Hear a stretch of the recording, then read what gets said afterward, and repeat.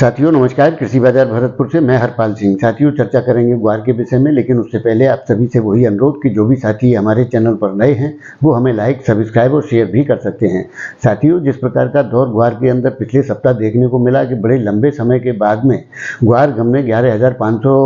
रुपये के स्तर को पार किया, लेकिन उसके बाद जो गिरावट का दौर देखने को मिला था, यानी कि जहाँ से चले थे वहीं यहाँ पर ठहर गए। साथियों इस प्रकार का रुख ग्वार के अंदर बड़ा झटके के रूप में देखा गया, यानी कि जिसकी उम्मीद तो थी लेकिन इतनी बड़ी तेजी के साथ उम्मीद बिल्कुल भी नहीं की जा रही थी कि ग्वार में एक साथ इस प्रकार की गिरावट देखने को मिल सकती है। लेकिन साथियों कोई भी घटना अगर किसी प्रकार से होती है, यानी कि गुरुत्वाकर्षण का नियम है कि जो चीज़ जितनी जल्दी जिस प्रकार से गिरती है वो उतनी ही जल्दी उसी प्रकार से उठती भी है, और ऐसा अक्सर देखा भी गया है। साथियों निश्चित तौर से जो गिरावट का रुख ग्वार ने पिछले सप्ताह देखा, उससे साफ संकेत मिलता है कि आने वाले दौर के अंदर उस प्रकार की तेजी भी ग्वार के अंदर देखने को मिलेगी जिसके लिए ग्वार जानी जाती है। साथियों निश्चित तरीके से जिस प्रकार से ग्वार में अभी जो झटका पटकी का दौर चल रहा है, ये और भी आने वाले दौर के लिए हमें बिल्कुल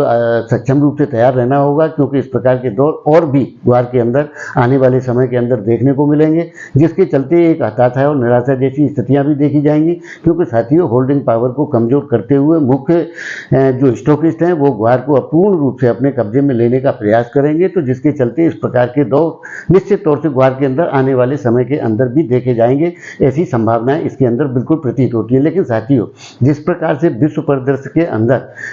कॉन्फ्लिक्ट यानी कि जो युद्ध के हालात चल रहे हैं, उसके चलते आने वाले दौर के अंदर इस प्रकार की स्थितियां